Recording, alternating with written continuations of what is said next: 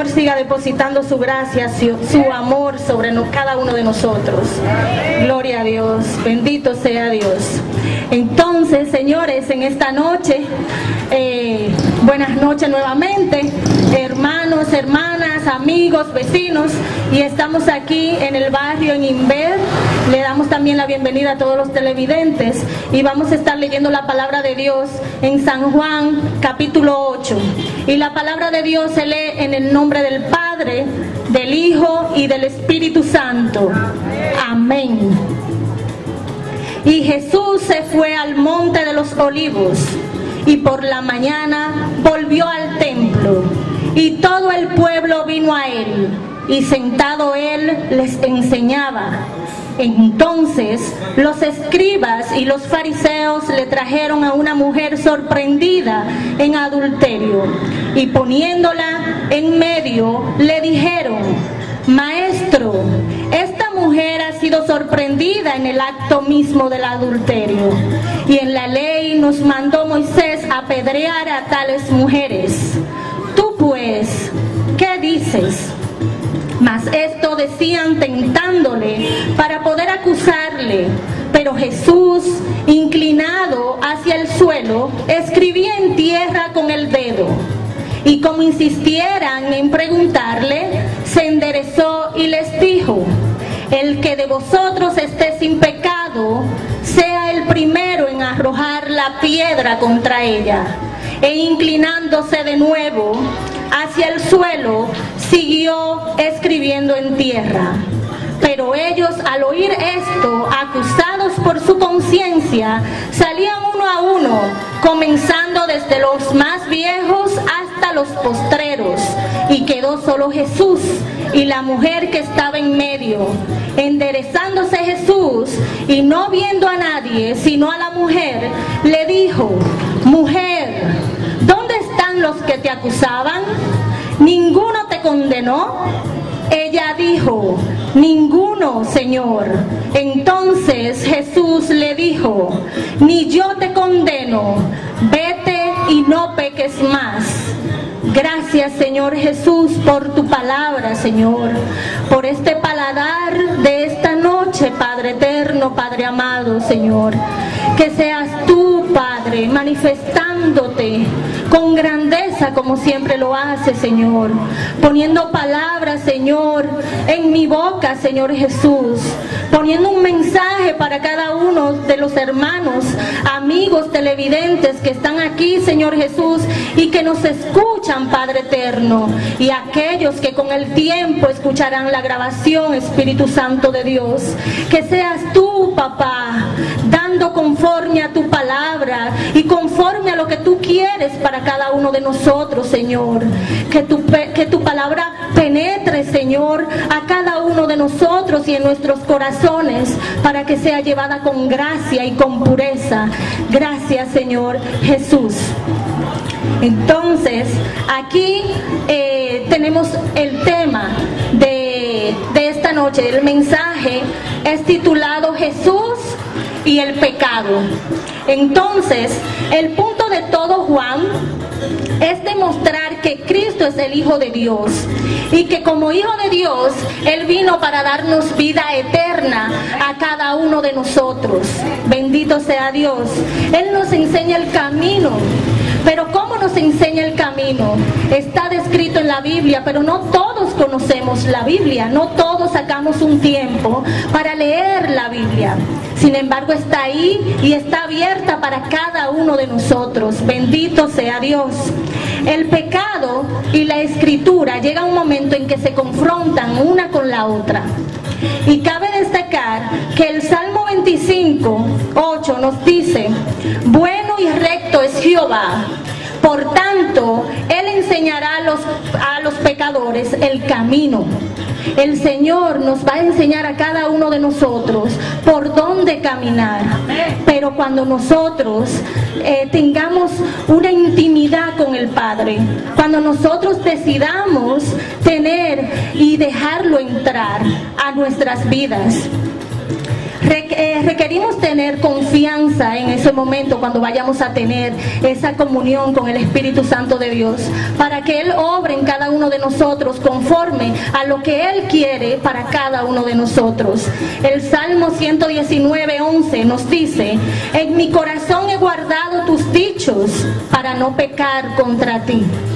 Entonces aquí nos está dando el Señor una palabra directa, una palabra que nos consuela a cada uno de nosotros y que nos dice cómo nosotros podemos vivir una vida de pecador, pero también en victoria. ¿Y cómo es esto? Guardando su dicho en nuestro corazón, estudiando la palabra del Señor y guardando lo que Él establece en ella y cambiando todo aquello que no viene del Señor. Entonces, ahora sí vamos a estudiar directamente la palabra. Iniciamos con el verso 1 que nos dice: y Jesús se fue al monte de los olivos. ¿Por qué Jesús se fue al monte de los olivos? El monte de los olivos era el cuartel de prédica que tenía Jesús. Y Él se reunía con sus discípulos para orar, pero muchas veces para hablar de la palabra del Señor. Luego tenemos que el verso 2 nos dice: y por la mañana volvió al templo, y todo el pueblo vino a Él, y sentado Él les enseñaba. Todos, eran multitudes de personas, todo el pueblo, ahí habían fariseos, habían escribas, ahí había todo el pueblo. Entonces el gentío que estaba allí se dirigía a escuchar las enseñanzas del Padre, para saber qué habían de hacer en los momentos difíciles y en los momentos en los que ellos entendían que debían de solicitar la ayuda del Todopoderoso y del Mesías. Entonces ellos se encontraban allí porque Jesús les enseñaba el reino de Dios.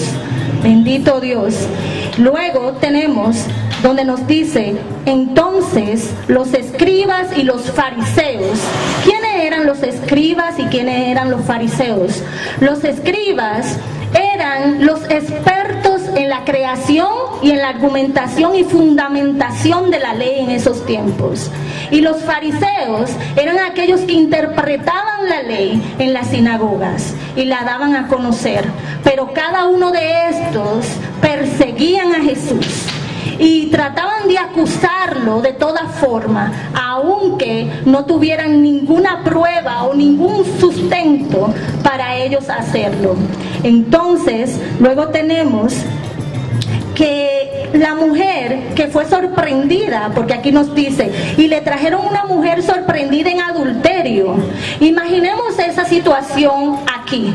Imaginemos a Jesús enseñando la palabra y que de repente traigan a una mujer. Imaginen su dolor, imagínense la impotencia de esa persona en ese momento, cuando la ponen enfrente de él, sin ella saber cuál va a ser su final. ¿Cuál va a ser el resultado de lo que se está viviendo en ese momento? Y que ella está postrada sin saber.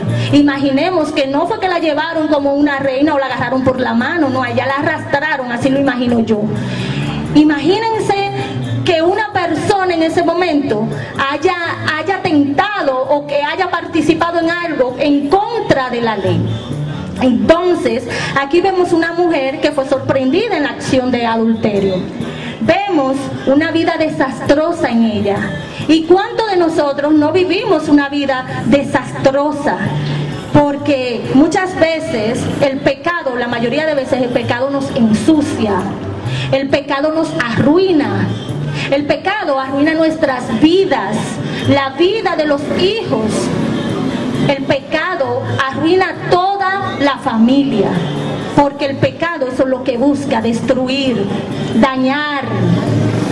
Entonces, Dios lidia con el pecado porque Dios es un Dios de amor y es un Dios que está cercano a nosotros, aún a través de la distancia.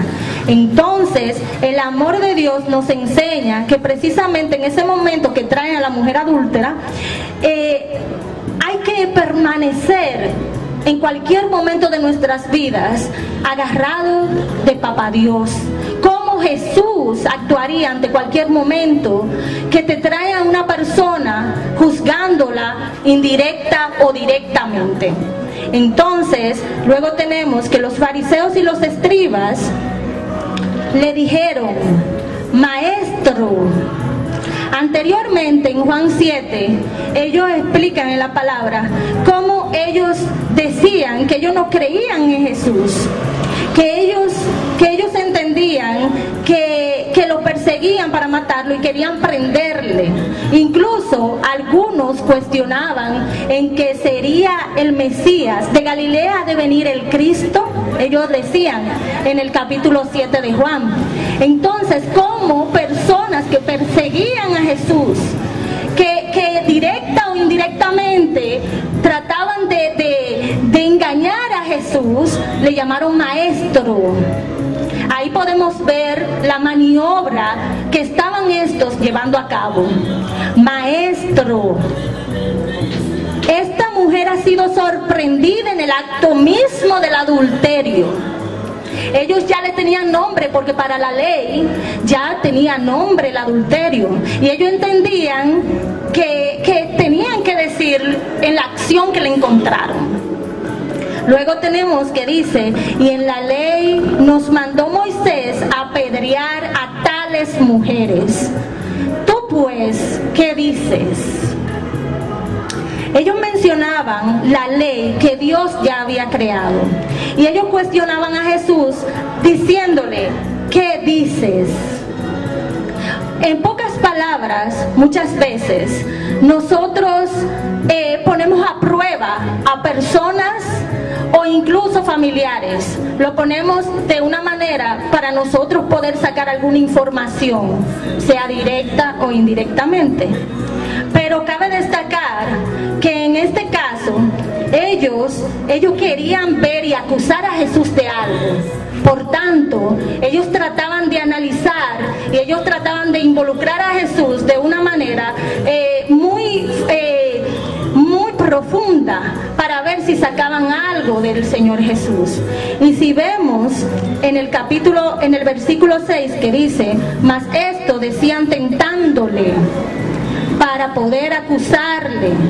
Pero Jesús, inclinado hacia el suelo, escribía en tierra con el dedo. ¿Qué escribía el Señor Jesús con el dedo en la tierra? Entiendo que él escribía la ley. Él estaba escribiendo la ley que ya él tenía en sí. La ley que establecía un orden y un orden social. Y esa ley era la que él estaba escribiendo. Entonces, vemos que si fuera sorprendido alguno acostado con una mujer casada, la ley establecía un orden, y ese orden que establecía la ley estaba contemplado en Deuteronomio 22, capítulo 22 al 24, y nos dice: si fuere sorprendido alguno acostado con una mujer casada con marido, ambos morirán, el hombre que se acostó con la mujer y la mujer también. Así quitarás el mal de Israel. Si hubiera una muchacha virgen desposada con alguno, y alguna la hallar en la ciudad y se acostare con ella, entonces los sacaréis a ambos a la puerta de la ciudad y los apedrearéis y morirán. Pero como vemos de que ellos estaban intentando poner a Jesús en una situación en la que ellos pudieran acusarle. Lo vemos cuando ellos no brindaron al marido. Ellos solamente trajeron en sí a la mujer. Ellos no llevaron al marido. Entonces la ley le establecía que ellos tenían que llevarlo a ambos, para que ambos sean condenados y sean apedreados. La estrategia de los fariseos y los escribas era realmente mala.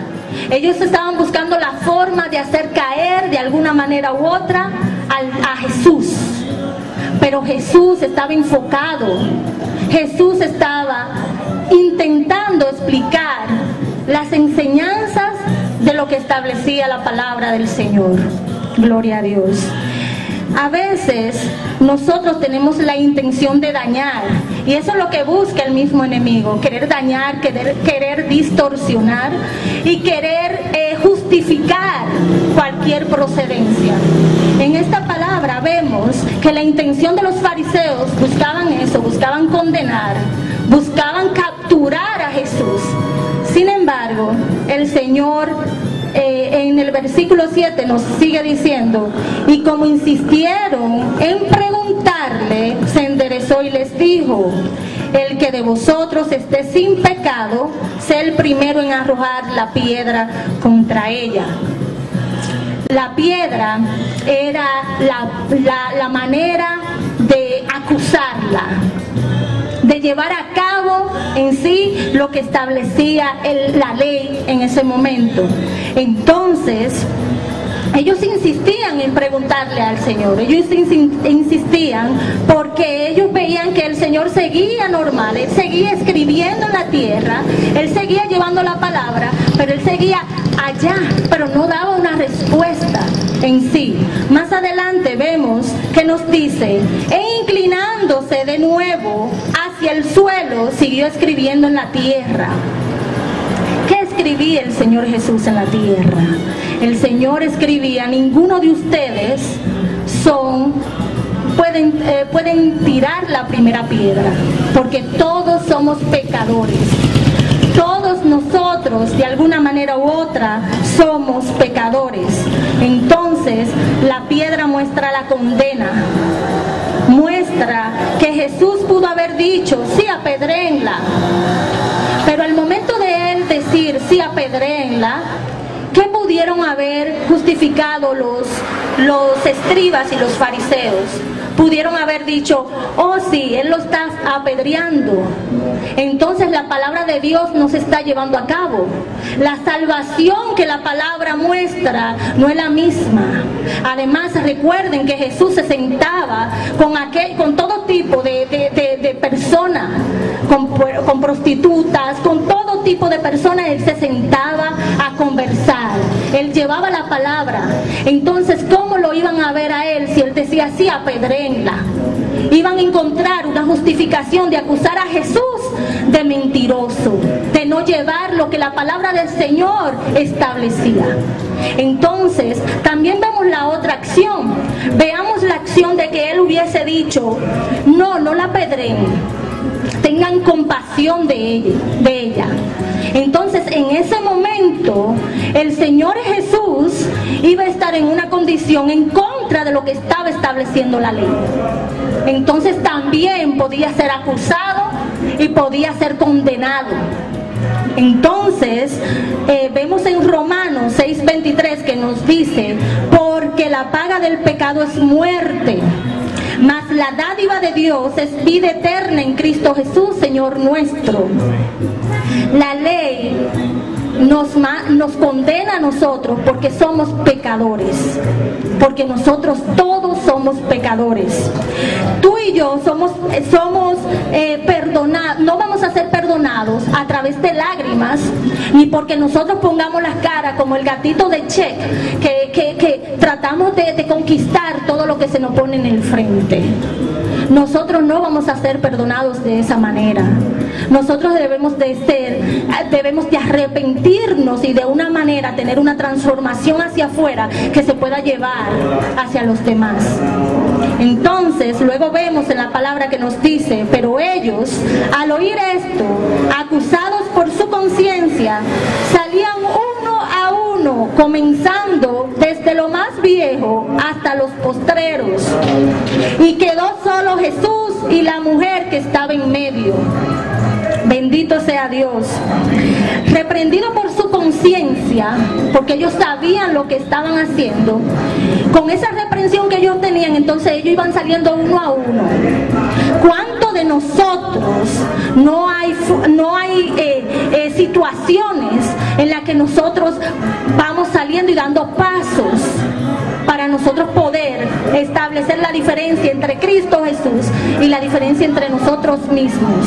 Entonces, Dios, en su misericordia y en su amor infinito, bonito, nos dice más adelante que enderezándose Jesús y no viendo a nadie sino a la mujer, le dijo: mujer, ¿dónde están los que te acusaban? ¿Ninguno te condenó? Él tenía conocimiento de ello. Él sabía que no la habían condenado. Porque incluso lo que yo entiendo es que él escribía con sus dedos de que ninguno podía tirar la primera piedra. Porque como un adúltero puede apedrear a otro adúltero. No hay manera de que esto pase. Bendito Dios. Luego tenemos y dice: ella dijo: ninguno, Señor. Entonces Jesús le dijo: ni yo te condeno, vete y no peques más. Gloria a Dios. Nosotros, señores, en esta noche el Señor nos está dando un mensaje de que vengamos a sus pies como estemos. Que no importa los pecados que tengamos, porque todos somos pecadores. Y ante los ojos del Señor, nosotros somos bendecidos por Él. Y con su misericordia, Él nos perdona y nos limpia de todo tipo de pecado. El Señor se acerca a nosotros, y nosotros nos acercamos al Señor, el pecado va a desaparecer. No es que va a desaparecer por completo, es que nosotros de por sí, por nuestra condición adámica, somos pecadores. Pero si nosotros nos acercamos a Dios, nosotros vamos a poder vivir una vida plena en Dios. Y Él nos va a ayudar a cada uno de nosotros a lidiar con cada una de las situaciones que se nos presenten. Porque Dios es un Dios de amor y de orden. Muchos de nosotros pensamos que vivir una vida en Cristo es difícil, pero no. Miren cuántas situaciones estamos viviendo: feminicidios, muertes, violaciones, un sinnúmero de situaciones que son causa del pecado. Pero somos nosotros que le damos ese poderío al pecado para que actúe en nosotros. Y en esta noche el Señor te trae este evangelio, hermano, hermana, amigos. Él le trae este evangelio para que nosotros hagamos un autoanálisis y podamos venir a Cristo tal y como somos. Dios es maravilloso y es un Dios de orden. Muchas situaciones ahora mismo son causa del pecado. La política misma, la religiosidad, son causa de nosotros estar en pecado.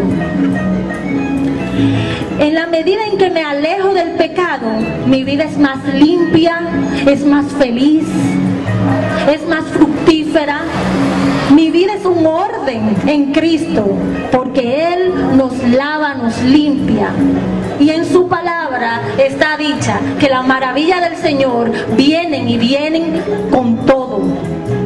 Nosotros nada más debemos de estar fundamentados en Cristo Jesús, Señor nuestro. La gloria es de Dios. Nada, hermanos, a veces en la vida hay que tomar un minuto, un espacio para el silencio. Y el Señor me hace esta exhortación en esta noche. Si nos ponemos a analizar la palabra del Señor, Jesús no respondía directamente. Él se mantuvo en silencio. El Señor nos manda a hacer silencio a nosotros.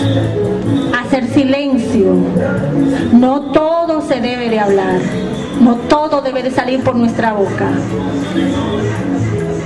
Hay que consultar al Señor. Lo que Dios te dice a ti no me lo dice a mí. Y quizás no lo diga, pero de diferentes maneras. Quizás Dios te mande a ti, mujer, a quitarte unos aretes y a mí me lo permita tener, porque Dios obra como Él quiere, en el momento que Él quiere y como Él quiere. Entonces, esta palabra palabra, que sea de bendición para ti. Hermano, si ya tú llegaste a los caminos del Señor, sigue ahí, enfócate, busca de la Biblia, busca de la palabra, escudriña, busca, porque ahí hay vida, y vida eterna, vida en abundancia. No te canses, no te limites, porque ahí hay todo, ahí está toda la respuesta de nuestras vidas. Ahí nada más hay que preguntar y ahí está la respuesta de parte del Señor.